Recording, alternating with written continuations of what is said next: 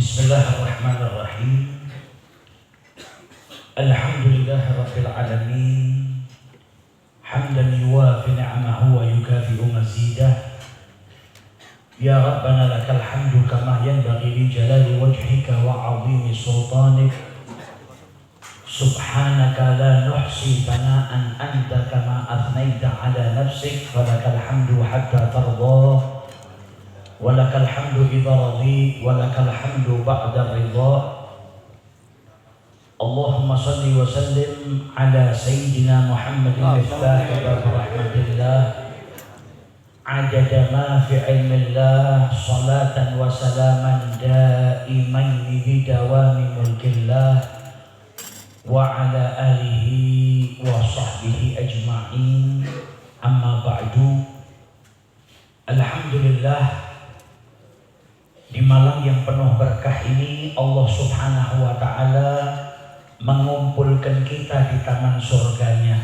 Amin. Malam hari ini kita dikumpulkan oleh Allah di majlis yang tidak kita ragukan. Majlis ini dihujani rahmat oleh Allah Subhanahu wa ta'ala, dihujani keberkahan oleh Allah Subhanahu wa ta'ala. Dan kita berharap semoga hadirnya kita di majelis ini mendapatkan keridhaan dari Allah Subhanahu wa ta'ala. Amin ya rabbal alamin. Dikatakan dalam kitab Ziradul Miskin, ittafaqal ulama, para ulama itu sepakat bi annal a'mal, bahwasanya setiap amal manusia itu minha maqbulah, ada yang diterima oleh Allah, wa minha mardudah, dan ada yang ditolak, tidak diterima oleh Allah Subhanahu wa ta'ala, kecuali sholawat kepada Rasulullah sallallahu alaihi wasallam sebagai bentuk kemuliaan yang Allah berikan kepada Nabi besar Muhammad sallallahu alaihi wasallam. Oleh karena itu sering kita dengar syair yang disusun oleh orang-orang yang saleh. Adimis salata ala Nabi Muhammadin. Senantiasalah bersolawat kepada Nabi Muhammad sallallahu alaihi wasallam. Fa qabuluha hatman bi ghairi taraddudi. Diterimanya solawat oleh Allah Subhanahu wa ta'ala itu pasti tanpa ada keraguan-raguan. A'maluna bainal qabuli wa raddiha, amal kita itu di antara diterima atau tidaknya illa salata ala habibi Muhammadin, kecuali bersolawat kepada Nabi besar Muhammad sallallahu alaihi wasallam. Dan malam hari ini kita dikumpulkan oleh Allah di majlis di mana kita diajak berzikir mengingat Allah. Di majelis di mana kita diajak bersama-sama bersolawat kepada Nabi Muhammad sallallahu alaihi wasallam. Di majelis di mana kita diajak untuk mendengarkan ilmu yang disampaikan. Dan di majelis ini diperdengarkan kepada kita sejarah hidup manusia yang paling mulia, yaitu junjungan Nabi besar kita Muhammad sallallahu alaihi wasallam. Kita diperintahkan oleh Allah untuk mencintai Nabi Muhammad, meneladani Nabi Muhammad. Bahkan orang yang mengaku cinta kepada Allah, kalau tidak membuktikan dengan mengikuti jalannya Nabi Muhammad, maka cintanya dianggap dusta. Qul in kuntum tuhibbunallah, kalau kalian betul-betul mencintai Allah, fattabi'uni, maka ikutilah aku. Diperintahkan untuk mengikuti jalannya Nabi Muhammad sallallahu alaihi wasallam. Yuhibbukumullah. Kalau orang mencintai Allah dengan meneladani Nabi Muhammad, mengikuti jalannya Nabi Muhammad, apa yang dia dapatkan? Dicintai oleh Allah, wa yaghfir lakum dzunubakum, dan dosa-dosanya pun diampuni oleh Allah Subhanahu wa ta'ala. Nah, pertanyaannya, bagaimana mungkin seseorang itu bisa mengikuti Nabi Muhammad jikalau dia tidak kenal dengan Nabi Muhammad SAW? Maka majelis seperti ini adalah sarana. Sarana untuk apa? Sarana untuk meneladani Nabi dan mengikuti jalannya Nabi Muhammad. Karena di majelis ini kita dikenalkan dengan suri tauladan kita Nabi besar Muhammad SAW. Dibacakan sejarah hidupnya, disampaikan akhlaknya. Di majelis ini kita akan tahu betapa besar derajat yang Allah berikan kepada Nabi Muhammad SAW. Yang itu semua menjadikan kita semakin memuliakan Nabi besar kita Muhammad SAW. Siapa yang memerintahkan kita muliakan Nabi Muhammad? Allah. Kita lihat dalam Al-Quran, nyebut namanya Nabi Muhammad tanpa ada penghormatan dengan menyebut ya Muhammad, dilarang oleh Allah Ta'ala. Allah larang jangan sampai kalian itu memanggil Rasul sebagaimana kalian itu memanggil salah seorang di antara kalian.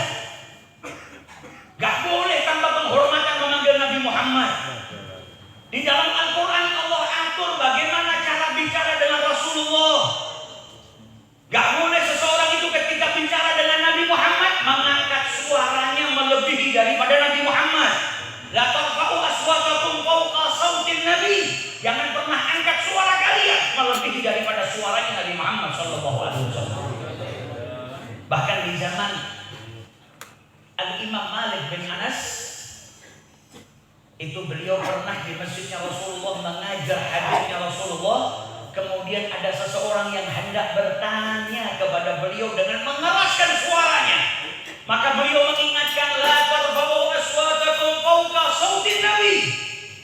Nabi Muhammad memang sudah wafat, sudah dikebumikan, tapi bukan berarti hukum untuk menghormati beliau hilang. Walaupun kita berada di hadapan makam Rasulullah, Imam Malik bin Anas mengajarkan kepada kita bagaimana adab. Jangan sampai seseorang itu mengangkat suaranya di atas suara Nabi besar Muhammad SAW. Ayat ini turun diriwayatkan Sayyidina Abu Bakar As-Siddiq dan Sayyidina Umar bin Khattab.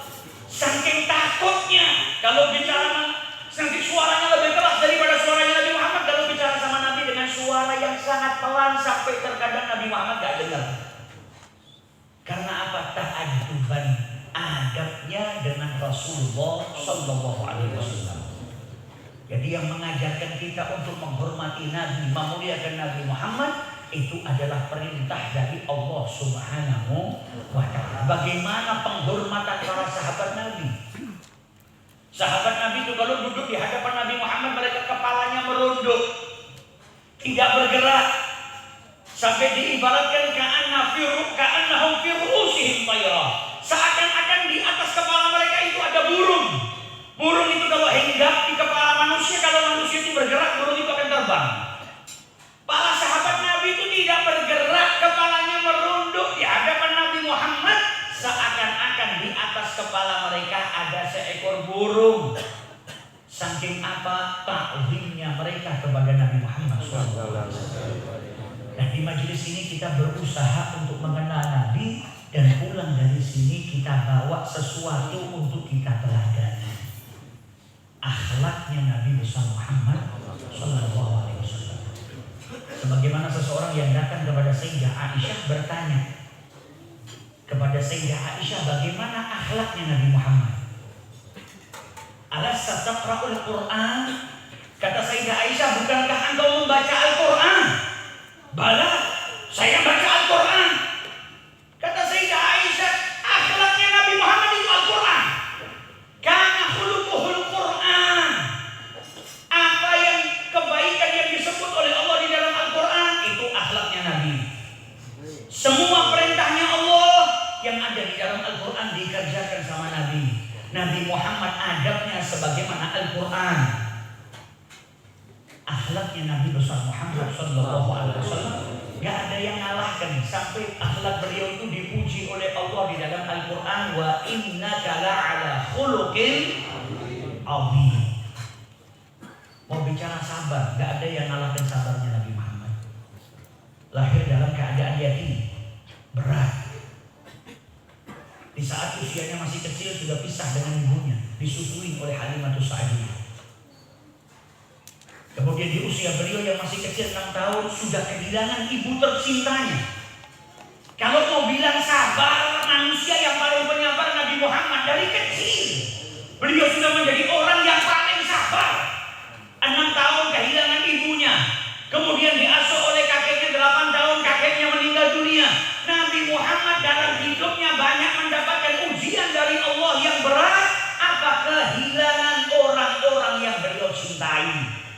Ibunya wafat, kakeknya wafat, pamannya Abi Thalib meninggal dunia, istri tercintanya Khadijah meninggal dunia di masa hidupnya Nabi Muhammad. Bahkan Nabi memiliki 7 orang anak, 6 orang anak wafat di masa hidupnya Rasulullah SAW. Hanya satu yang wafat setelah wafatnya Nabi Muhammad, yaitu Sayyidah Fatimah Az-Zahra. Diuji oleh Allah, kehilangan orang tercinta, tapi tidak menggoyahkan kesabarannya Nabi Muhammad SAW. Bahkan putra beliau yang paling kecil, Ibrahim, ketika lahir Nabi Muhammad bahagianya luar biasa. Tapi di usianya yang masih kecil, Ibrahim dipanggil oleh Allah Subhanahu wa taala. Sayyidina Anas bin Malik meriwayatkan Nabi menggendong putranya yang masih kecil dan putranya dalam keadaan sakaratul maut dan meninggal di pelukan Nabi Muhammad SAW. Nabi pun berkata, air kedua mata ini mengeluarkan air mata. Manusia kalau sedih mengeluarkan air mata. Akan tetapi apa kata Nabi Muhammad? Akan tetapi kami tidak mengucap kecuali yang diridhai oleh Allah. Wala naqul illa ma yurdi rabbina inna lillahi wa inna ilaihi raji'un. Gak pernah berontak, gak pernah Nabi Muhammad itu kehilangan kesabarannya. Bukan hanya ujian yang seperti itu, tapi beliau diuji oleh Allah dengan ujian yang berat. Dimusuhi oleh kaumnya, diusir oleh kaumnya. Bahkan untuk sujud menyembah Allah mendapatkan banyak ujian dari Allah. Ada yang datang mencekek dari belakang, ada yang meletakkan ari-ari unta di pundaknya Nabi Muhammad. Ujian demi ujian dialami oleh Rasulullah, namun itu semua tak menghilangkan kesabarannya Nabi Muhammad SAW. Mau bicara rendah hati, tawadhu, dan ada yang ngalahkan tawadhunya Nabi Muhammad. Ma'ulumi maqamihi, derajat beliau manusia yang paling tinggi derajatnya, tapi orang yang paling rendah hati, yang paling tawadhu adalah Nabi Agung kita Muhammad SAW. Nabi itu gak punya siasat. Kalau duduk dengan para sahabatnya membaur, pakaiannya sama. Bahkan terkadang ada orang yang datang dari jauh belum pernah berjumpa dengan Nabi Muhammad, masuk ke masjidnya Nabi, bertanya, man minkum Rasulullah? Siapa di antara kalian yang Rasulullah? Berarti itu menandakan kalau Nabi membaur dengan para sahabatnya, duduk bersama, pakaiannya sama. Sehingga yang datang tadi bertanya, siapa dari kalian yang Rasulullah? Nabi Muhammad dalam hadisnya bersabda, ajlisu kama yajlisul abd. Aku duduk seperti duduknya seorang hamba, bukan seperti duduknya seorang raja. Aku kama yakulul abd. Aku makan seperti makannya seorang hamba. Nabi Muhammad tidak makan seperti makannya seorang raja. Kesederhanaan. Bahkan Nabi Muhammad tidak mengkhususkan dirinya harus menunggangi kuda. Di mana zaman itu orang-orang yang memiliki kedudukan gak mau keluar dari rumahnya menunggangi tunggangan kecuali dengan kuda yang mewah. Nabi Muhammad tidak pernah mengkhususkan, yang ada beliau gunakan. Kalau ada himar, keledai, tunggangannya orang miskin di zaman itu ditunggangi oleh Nabi Muhammad SAW. Bahkan Nabi gak malu memboncengkan seseorang. Nabi pernah boncengkan sahabatnya Mu'adz bin Jabal. Nabi pernah memboncengkan anak sahabatnya, anak kecil diboncengkan sama Nabi Muhammad. Di depan seorang anak kecil yang bernama Kulthum ibnu Abbas dan belakangnya kakaknya yang bernama Al-Fadl ibnu Abbas. 2 orang anak kecil diboncengkan oleh Nabi besar Muhammad SAW. Tawadhu, rendah hati. Bahkan terkadang ada yang datang kepada Nabi Muhammad, Nabi itu punya haibah. Walaupun beliau rendah hati, tidak menghilangkan kewibawaan. Yang ketemu sama Nabi yang menggigil, karena apa? Kewibawaan yang Allah berikan kepada Nabi Muhammad. Dan terkadang ditenangkan sama Nabi Muhammad, tenang. Saya hanya anak seorang wanita yang dulu di Mekah makannya daging yang dikeringkan. Jadi walaupun orang merasa wibawanya Nabi Muhammad luar biasa, justru Nabi terus merendah. Bahkan ketika Fathul Mekah, Allah bukakan kota Mekah, Mekah yang dahulu orang-orang yang memusuhi Nabi Muhammad, saat itu ditaklukkan oleh Allah Subhanahu wa taala, dibukakan untuk Nabi Muhammad. Kalau panglima perang biasanya kalau menaklukkan satu kota masuk dengan membusungkan dadanya, sombong, atau terkadang bahkan membuat kerusakan, menunjukkan kalau dirinya berkuasa. Nabi Muhammad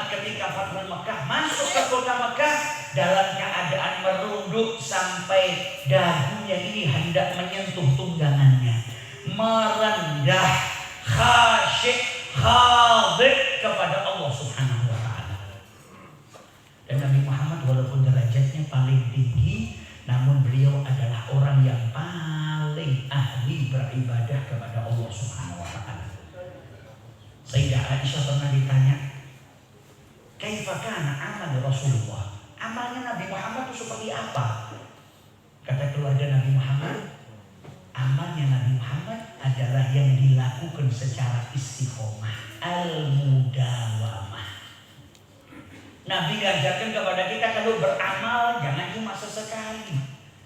Yang sedikit tapi bisa diistiqomahi itu sangat dicintai oleh Allah ketimbang banyak tapi terputus-putus. Amalnya Nabi Muhammad mudawamah. Amalnya Nabi Muhammad yang sangat istimewa apa? Bangun malam. Bangun malam ini memiliki banyak sir dari Allah Subhanahu wa taala. Nabi Muhammad gak pernah ninggalkan bangun malam. Bahkan Nabi Muhammad itu membagi malamnya menjadi dua. Setengah malam pertama beliau gunakan untuk istirahat. Kemudian setengah malam berikutnya beliau gunakan untuk tahajud, untuk beribadah kepada Allah Subhanahu wa taala. Nah, kita umatnya Nabi Muhammad ambil sedikit bagian daripada ngikutin sunnah-sunnahnya Nabi Muhammad SAW. Wa minal laili fatahajjat. Nabi Muhammad diperintahkan oleh Allah kalau malam bangun. Juhud kata para ulama, juhud itu artinya an-naum. Juhud itu artinya tidur. Kalau tahajud berarti tarkun naum bisa babi insyighali lis-shalah. Yang namanya tahajud berarti meninggalkan tidur karena sholat. Nabi Muhammad kalau malam bangun malam. Ya ayyuhal muzammil, Allah perintahkan Nabi Muhammad untuk bangun malam. Bahkan Sayyidah Aisyah meriwayatkan dahulu selama 1 tahun Nabi dan para sahabatnya tiap malam bangun malam. Karena saat itu bangun malam menjadi kewajiban yang diwajibkan oleh Allah. Sampai akhirnya setelah 12 bulan lamanya diringankan oleh Allah Subhanahu wa taala. Bangun malam menjadi tatawu'an, menjadi amal sunnah yang sebelumnya diwajibkan oleh Allah Subhanahu wa taala. Dan setiap sepertiga malam yang terakhir Nabi Muhammad telah menjelaskan kepada kita, yanzilu rabbina ila sama'id dunya. Allah taala menurunkan rahmatnya sangat dekat dengan hambanya, dan di setiap sepertiga malam yang terakhir Allah menawarkan kepada hambanya. Ada yang mau bertobat, aku terima tobatnya. Ada yang minta ampun, aku ampuni dosanya. Ada yang punya hajat, punya doa, aku kabulkan permintaannya, dan aku berikan keinginannya. Itu setiap malam di sepertiga malam yang terakhir. Maka hendaknya di sepertiga malam yang terakhir kita berdoa kepada Allah. Kita ini orang yang punya banyak hajat. Kita ingin istri kita menjadi istri yang salehah. Kita ingin punya anak menjadi anak yang salehah. Kita ingin punya rezeki yang berkah. Kita ingin berangkat haji. Kita ingin berziarah ke makam Rasulullah. Banyak hajat dalam diri kita. Ayo semangati diri kita untuk bangun di sepertiga malam yang terakhir. Untuk apa? Menggunakan sepertiga malam yang terakhir berdoa dan memohon ampun kepada Allah Ta'ala. Itu manhajnya Rasulullah dan manhajnya para sahabat-sahabatnya Rasulullah SAW. Bahkan sebagian daripada tabi'in mengatakan, bangunlah malam walaupun lamanya kadar waktunya bihal bisyah. Seperti waktu orang yang memerah susu kambing 1 gelas, nggak lama. Kau bisa bangun 5 menit, kau bisa bangun 10 menit untuk sholat 2 rakaat, kemudian minta ampun dan berdoa kepada Allah, lakukan. Agar kita bisa meneladani Nabi Muhammad dan kita mendapatkan manfaat yang besar dari meneladani Nabi Muhammad. Sayyidina Abdullah bin Umar radhiyallahu taala anhuma, kalau sudah bangun malam, beliau bangun malamnya banyak, panjang. Zaman dulu gak ada jam. Ketika bangun malam sudah banyak beribadah, dia tanya sama budaknya, ya Nafi', wahai Nafi', apa sudah masuk waktu sahur sepertiga malam yang terakhir? Kalau belum, beliau lanjutkan ibadahnya. Kalau dikabarin sudah masuk waktu sahur sepertiga malam yang terakhir, aqbala ala du'a wal istighfar, beliau kemudian berdoa dan beristighfar, memohon ampun kepada Allah Subhanahu wa taala. Wa bil asharihum yastaghfirun. Karena di dalam Al-Quran Allah sebutkan amalan di waktu sahur, di waktu sepertiga malam yang terakhir, yaitu beristighfar kepada Allah Subhanahu wa taala. Nabi Muhammad di samping surga, kekasihnya Allah. bahkan kelak yang akan memberikan syafa'atul uzma. Tapi beliau adalah orang yang paling takut kepada Allah Subhanahu wa taala. Bahkan kita diajarkan bagaimana takut kepada Allah taala. Bukan berarti hidupnya beliau santai-santai, tidak. Beliau sempurna dalam setiap keadaannya. Bahkan Syekh Nuruddin Al-Itr dalam kitabnya An-Nafahat Al-Itriyah menyebutkan saking istimewanya Nabi Muhammad. Manusia itu biasanya punya satu sifat baik yang unggul, yang lain biasa. Unggulnya cuma di satu atau dua sifat. Dan biasanya satu sifat atau dua sifat yang unggul ini bukan terus posisinya di atas terus, terkadang melemah. Ada orang baik, tapi kebaikannya biasa. Tapi di antara kebaikannya tadi ada yang satu yang dia unggul. Apa? Oh mungkin orang ini rendah hati. Orang ini sangat rendah hati, lainnya biasa. Tapi biasanya yang unggul itu gak selalu berada di atas. Tapi melemah, turun, kadang naik lagi. Kecuali Nabi besar Muhammad. Nabi Muhammad seluruh sifat baiknya, akhlaknya berada di puncaknya.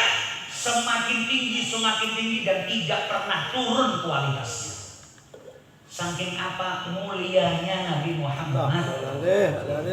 Maka beruntung orang yang cinta sama Nabi Muhammad. Kenapa kita harus cinta sama Nabi Muhammad? Karena Nabi bilang apa? Man ahabbani kana ma'i fil jannah. Yang cinta kepadaku, kata Rasulullah, kelak akan bersamaku di surganya Allah Subhanahu wa taala. Cinta bukan cuma sekedar ngaku, tapi membuktikan cinta kita kepada Nabi Muhammad dengan teladani sunnahnya. Man ahya sunnati faqad ahabbani. Siapa yang menghidupkan sunnahku, maka sesungguhnya dia telah mencintai aku. Dan kalau cinta sama Nabi Muhammad, kelak kita akan dikumpulkan bersama beliau di surganya Allah Subhanahu wa taala. Jangan sampai kita kalah sama anak-anak kecil. Anak kecil di zaman Nabi Muhammad kalau mau ditakar cintanya sama kita kepada Nabi Muhammad, kehebatan mereka. Ada anak kecil namanya Rabi'ah. Kata Rabi'ah, saya itu dahulu khidmah di rumahnya Nabi, menyiapkan air wudhunya Nabi. Kalau malam saya berada di luar pintunya Rasulullah. Sudah selesai khidmahnya Nabi gak pulang ke rumah, tidur di depan pintunya Nabi Muhammad SAW. Dia takut kalau Nabi punya hajat di malam hari Nabi gak ada yang bantu. Karena apa? Mahabbah. Suatu hari Nabi ingin memberikan imbalan kepada Rabi'ah. Rabi'ah, mintalah, yang nawarin Nabi Muhammad. Rabi'ah gak langsung jawab. Anggarni hatta anru. Tunggu saya ya Rasulullah sampai saya pikirkan terlebih dahulu apa yang saya akan minta. Anak kecil gak langsung minta seperti anak zaman sekarang, mungkin ditawarin apa langsung nyebut mainan, langsung nyebut handphone dan lain sebagainya. Kata Rabi'ah, anggarni, tunggu saya mau pikirkan dulu. Setelah berpikir dia berkata, as'aluka murafaqataka fil jannah. Yang saya minta kepadamu ya Rasulullah, saya ingin bersama denganmu di surganya Allah. Di dunia gak mau pisah sama Nabi, di surga juga gak mau pisah dengan Nabi Muhammad SAW. Nabi Muhammad sambil bertanya, siapa yang ngajarin ini? Siapa yang memerintahkan kau minta ini? Kata Rabi'ah, gak ada yang merintahkan, ini keinginan saya ya Rasulullah. Awal ghaira dzalik, apa ada selain daripada itu? Nabi nawarin lagi, ada nggak selain daripada itu? Nggak ada ya Rasulullah. Huwadha, cuma ini yang saya mau. Kata Nabi Muhammad, kalau begitu akan dikatakan sujud. Perbanyaklah sujud, jangan tinggalkan sholat, supaya bisa apa? Bersama dengan Nabi Muhammad di surga. Hari ini kalau kita ditanya, nanti kalau wafat pengennya apa? Kita pengennya wafat kemudian dimasukkan ke dalam surga. Tapi bagi para pecinta nggak cukup masuk surga. Tapi saya ingin masuk surga bersama dengan Nabi Muhammad SAW. Ini para pecinta Nabi Muhammad SAW. Makanya Al-Habib Ali bin Muhammad Al-Habashi sampai dalam qasidahnya mengatakan fi jannatin ma syaqani min wasfiha. Surga itu beliau rindu ingin masuk surga bukan karena keindahan-keindahan yang disifatkan dalam surga. Ada bidadari, ada telaga dan lain sebagainya. Bukan itu yang menarik beliau untuk masuk ke dalam surga. Ingin masuk ke dalam surga. Tapi yang menjadikan beliau rindu dengan surga illa likauni hibbi fiha khayyama, karena kekasih hatiku Nabi Muhammad berada di surga Allah Subhanahu wa taala. Nah, ini kecintaan. Nah, kita hadir ke majelis seperti ini kalau kita terus dengar tentang Nabi Muhammad, insya Allah kita cinta dengan Nabi Muhammad. Kita tiap hari kalau nongkrong sama orang itu ketularan apa yang dicintai sama orang tersebut. Kenapa? Karena dengar terus. Makanya dikatakan oleh Rasulullah, al-mar'u ala dini khalilih. Seseorang itu akan nular kebiasaannya, sesuatu yang dia cintai dengan siapa teman duduknya. Kalau teman duduknya suka bakso, dia nggak suka bakso, tiap hari duduk sama orang yang suka bakso, dijamin jadi suka bakso. Lah bagaimana kalau teman duduk kita adalah orang yang cinta sama Nabi Muhammad? Gimana kalau teman duduk kita adalah orang yang senantiasa bawakan kisahnya Nabi, mengajarkan kepada kita akhlaknya Nabi, tiap hari yang kita dengar Nabi Muhammad, Nabi Muhammad, Nabi Muhammad. Kita kadang kenal sama satu orang punya sifat baik saja bisa jatuh cinta. Kenapa kau cinta sama fulan? Orangnya baik, murah senyum. Cuma karena murah senyum saja kita bisa jatuh cinta. Lah bagaimana dengan manusia yang seluruh sifat baik ada pada dirinya, yaitu Nabi besar kita Muhammad sallallahu alaihi wasallam, yang dikatakan fama min khuluqin fil bariyati mahmud illa wa huwa mutalaqan an zainin. Semua akhlak yang baik di muka bumi ini sumbernya, muaranya, suri tauladannya yang dicontoh siapa? Nabi kita Muhammad sallallahu alaihi wasallam. Maka kita berharap tidak keluar dari majelis ini kecuali cinta kita ditambah oleh Allah Ta'ala, mencintai Allah dan Rasulnya, menjadikan kita orang-orang yang menghidupkan sunnahnya Nabi Muhammad. Semoga anak-anak kita berjalan di sunnahnya Nabi Muhammad, keluarga kita berkiblat kepada Nabi Muhammad, dan semoga kelak diwafatkan kita dalam keadaan husnul khatimah, dalam keadaan diridhoi oleh Allah dan Rasulnya, diridhoi oleh kedua orang tua kita, diridhoi oleh guru-guru kita, dan semoga kita dibangkitkan di barisannya Nabi Muhammad dan dimasukkan surga bersama dengan Nabi Muhammad sallallahu alaihi wasallam. Nadkhul ma'atoha wa alih fi sufufil awalat ma'ahum daiman fi daril wa daril akhirah. Wa sallallahu ala sayyidina Muhammadin wa ala alihi wa sahbihi wa sallim, walhamdulillahi rabbil alamin, wal afu minkum. Assalamualaikum warahmatullahi wabarakatuh. Waalaikumsalam.